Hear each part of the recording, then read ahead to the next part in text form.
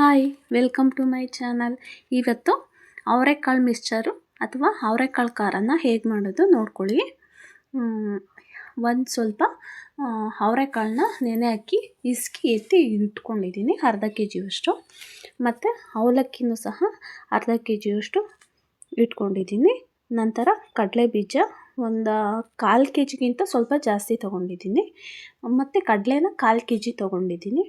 ಮತ್ತು ಕೊಬ್ಬರಿನ ಅರ್ಧ ಹೋಳು ತೊಗೊಂಡು ಚೂರು ಮಾಡ್ಕೊಂಡು ಇಟ್ಕೊಂಡಿದ್ದೀನಿ. ಮತ್ತು ಕರಿಬೇವಿನ ಸೊಪ್ಪು 4ರಿಂದ 5 ಕಡ್ಡಿನ ಇಟ್ಕೊಂಡಿದ್ದೀನಿ. ಹಸಿ ಕರಿಬೇವಿನ ಸೊಪ್ಪು ಚೆನ್ನಾಗಿರುತ್ತೆ. ಸ್ವಲ್ಪ ಉಪ್ಪು ಮತ್ತು ಅರಿಶಿನದ ಪುಡಿ, ಖಾರದ ಪುಡಿ ರುಚಿಗೆ. ಮತ್ತು ಬೆಳ್ಳುಳ್ಳಿ 1 ಗೆಡ್ಡೆನ ಇಟ್ಕೊಂಡಿದ್ದೀನಿ, ಜಜ್ಜಿ ಇಟ್ಕೊಂಡಿದ್ದೀನಿ ಬಿಡಿಸಿ.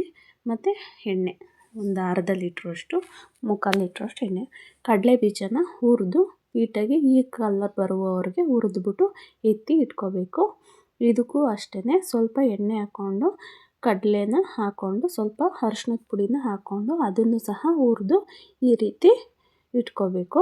ನಂತರ ಬೆಳ್ಳುಳ್ಳಿನ ಅದರೊಳಗಡೆ ಎಣ್ಣೆ ಒಳಗಡೆ ಹಾಕಿ ಸ್ವಲ್ಪ ಉಪ್ಪು ಹಾಕಿ, ಹಂಗಾದರೆ ಕ್ರಿಸ್ಪಿನೆಸ್ ಆಗಿ ಚೆನ್ನಾಗಿ ಬರುತ್ತೆ. ಮೆತ್ತಗಿದ್ರೆ ನನಗಿಷ್ಟ ಆಗಲ್ಲ. ನೀವು ಸಹ ಹಿಂಗೆ ಮಾಡ್ಕೊಳ್ಳಿ, ಚೆನ್ನಾಗಿರುತ್ತೆ. ಅದನ್ನೆಲ್ಲನೂ ಸಹ ಅದಕ್ಕೆ ಸೇರಿಸಿ ಮಿಕ್ಸ್ ಮಾಡ್ಕೊಳ್ಳೋಣ. ಮತ್ತು ನಂತರ ಕೊಬ್ಬರಿ ಚೂರನ್ನ ಹಾಗೇ ಬ್ರೌನ್ ಕಲರ್ ಬರೋವರೆಗೆ ಹುರಿದು ಇಟ್ಕೋಬೇಕು. ನಂತರ ಅವಲಕ್ಕಿನೂ ಸಹ ಈ ರೀತಿ ಬಂದು ಆದ ತಕ್ಷಣ ತೆಗೆದು ಇಟ್ಕೋಬೇಕು. ಇವಾಗ ಅವರೆಕಾಳು ಹಾಕಿದ್ದೀನಿ. ಅವರೆಕಾಳನ್ನ ನೀಟಾಗಿ ಮಿಕ್ಸ್ ಮಾಡ್ಕೋಬೇಕು. ನೀಟಾಗಿ ಕರ್ಕೊಂಡು ಇಟ್ಕೋಬೇಕು. ನೋಡಿ ಈ ಥರ ಮೇಲೆದ್ದರೆ ಸಾಕು. ಕರಿಬೇವಿನ ಸೊಪ್ಪು ಸಹ ಹಾಕಿದ್ದೀನಿ ಅದರೊಳಗಡೆ, ಅದು ಸಹ ಬೇಯ್ಕೊಳುತ್ತೆ ಅಂತ ಹೇಳ್ಬಿಟ್ಟು ಕ್ರಿಸ್ಪಿನೆಸ್ ಆಗಿ ಬರುತ್ತೆ. ಹಾಗಾಗಿ ಹುರಿದು ಇಟ್ಕೊಂಡಿದ್ದೀನಿ. ನೋಡಿ ಎಲ್ಲವನ್ನು ಸಹ ಹಾಕಿ ಇಟ್ಕೊಂಡಿದ್ದೀನಿ. ಇವಾಗ ಎಲ್ಲನೂ ಮಿಕ್ಸ್ ಮಾಡ್ಕೊಳ್ಳೋಣ. ಅದಕ್ಕೆ ಖಾರದ ಪುಡಿ ಎಷ್ಟು ಬೇಕೋ ಅಷ್ಟು, ನಾನು 1.5 ಸ್ಪೂನು ಖಾರದ ಪುಡಿನ ಹಾಕ್ತಾಯಿದ್ದೀನಿ. ಮತ್ತು ಉಪ್ಪು ರುಚಿಗೆ ಎಷ್ಟು ಬೇಕೋ ಅಷ್ಟು ಹಾಕ್ಕೊಂಡು ನೀಟಾಗಿ ಈ ರೀತಿ ಕಲಿಸ್ಕೋಬೇಕು.